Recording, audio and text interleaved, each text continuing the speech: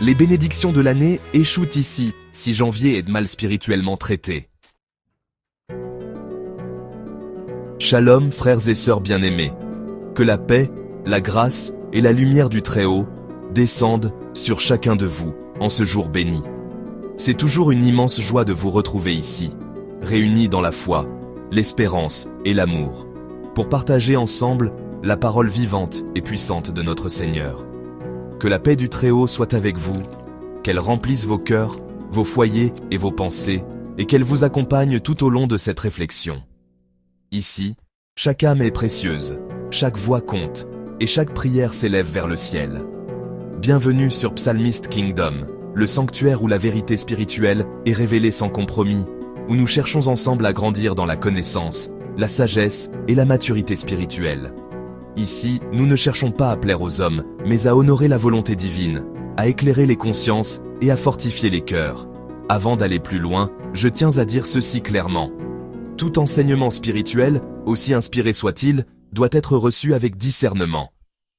Il est essentiel de prier, de méditer et, si nécessaire, de consulter un guide spirituel ou un pasteur de confiance. Car chaque âme est unique, chaque parcours est différent, et ce qui édifie l'un peut troubler l'autre.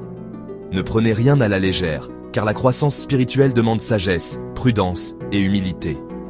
Aujourd'hui, nous allons aborder un sujet souvent négligé, parfois même ignoré, mais qui, dans l'ombre, détruit silencieusement des années entières de progrès, de paix et de bénédiction. Préparez vos cœurs et vos esprits, car ce message pourrait bien transformer votre vie et vous ouvrir les portes d'une nouvelle compréhension. Chaque début d'année, des millions de personnes se rassemblent avec enthousiasme et détermination. On voit des prières ferventes, des périodes de jeûne, des proclamations puissantes et des déclarations de foi remplies d'espoir. Les églises sont pleines, les cœurs sont ouverts, et chacun veut placer Dieu au centre de ses projets.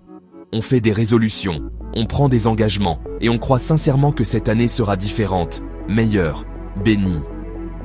Pourtant, au fil des mois, que ce soit en mars, en juin ou en octobre, beaucoup constatent que tout s'effondre. L'enthousiasme du début s'estompe, la routine reprend le dessus, et les difficultés de la vie semblent effacer les promesses faites en janvier. On se sent découragé, on doute, et parfois, on abandonne même la prière.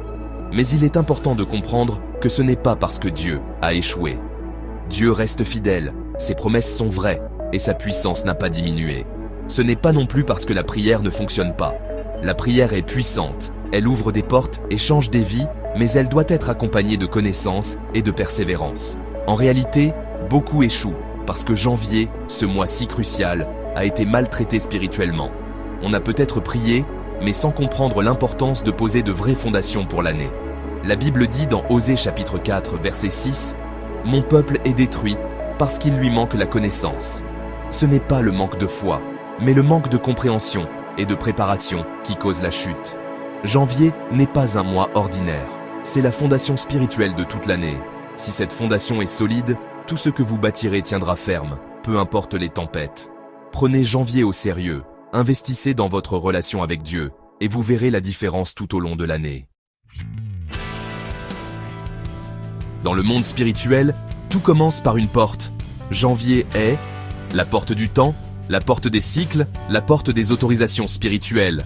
Ce que tu autorises en janvier devient légal pour le reste de l'année. Genèse chapitre 8, verset 22 dit « Tant que la terre subsistera, les semailles et les moissons ne cesseront point. » Janvier est le mois des semailles invisibles.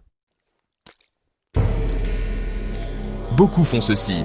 Ils demandent des bénédictions sans régler les fondations, sans purifier les portes, sans fermer les brèches. Résultat, les bénédictions arrivent, mais ne restent pas. C'est comme verser de l'eau dans un récipient percé. Tu avances un peu, puis tu recules brutalement. En ce début d'année, il est essentiel de prendre un temps de réflexion profonde sur les 3 fondations majeures de notre vie. Premièrement, il y a la fondation spirituelle. C'est le socle invisible qui soutient tout le reste. Sans une base spirituelle solide, il est difficile de traverser les tempêtes de la vie. Janvier est le moment idéal pour faire le point sur notre relation avec Dieu, pour renouveler notre engagement et pour rechercher sa direction pour l'année à venir. Les alliances passées, conscientes ou inconscientes, doivent être examinées. Il est important de se demander, y a-t-il des liens, des habitudes ou des engagements qui m'éloignent de ma destinée? Prendre le temps de prier, de méditer et de demander à Dieu de révéler ce qui doit être abandonné ou restauré est une étape clé. Parfois, nous portons des fardeaux invisibles qui freinent à notre progression spirituelle. Comme il est écrit dans Lamentations chapitre 3, verset 40. Recherchons nos voies et sondons-les. Ce verset nous invite à l'introspection, à sonder nos cœurs et à corriger nos chemins. Deuxièmement, la fondation relationnelle. Nos relations influencent profondément notre parcours, que ce soit en bien ou en mal. Certaines relations ne doivent pas entrer dans la nouvelle année. Il est parfois nécessaire de dire au revoir à des personnes ou à des situations qui ne servent plus notre croissance. Cela peut être douloureux, mais c'est souvent indispensable pour avancer. Prendre du recul permet de discerner qui nous encourage, qui nous tire vers le haut et qui, au contraire, freine notre élan. Janvier révèle qui peut t'accompagner et qui doit s'arrêter ici. C'est le moment de faire le tri, de renforcer les liens sains et de mettre des limites là où c'est nécessaire. Entoure-toi de personnes qui partagent tes valeurs et qui soutiennent ta vision. Troisièmement, la fondation financière et professionnelle. Nos finances et notre travail sont souvent le reflet de notre discipline et de notre gestion.